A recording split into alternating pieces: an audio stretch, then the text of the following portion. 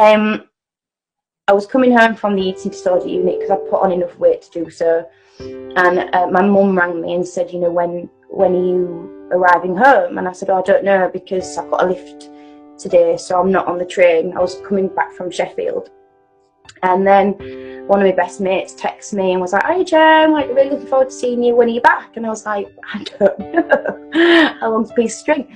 We're going down like the motorway, like anything could happen. And then mum rang me again and was like, are you near home yet? And I was like, yeah, like everyone's excited about seeing me today.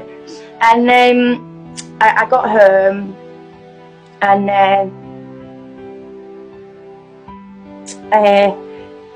my mum and my best friend were there waiting for me and said, Gemma, Lee's died. And Lee was my first ever boyfriend at 7 years old. He gave me a peck on the cheek. And I was like, I don't know what you mean. And he said, oh, he's killed himself. And I remember just not being able to get my head around it for such a long time. But when it came to the funeral, I remember Mum, I was allowed to go to the funeral. The unit let me out, but it was on the provision that Mum came with me, which I wouldn't have any other way because she's my rock. And I remember being sat next to her at the funeral and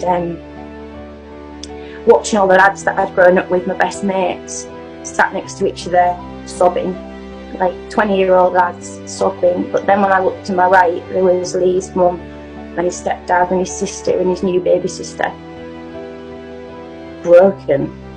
And I just remember thinking, I'm doing this to my parents and my family, but I'm doing it much slower and in front of everyone. And that was the turning point for me.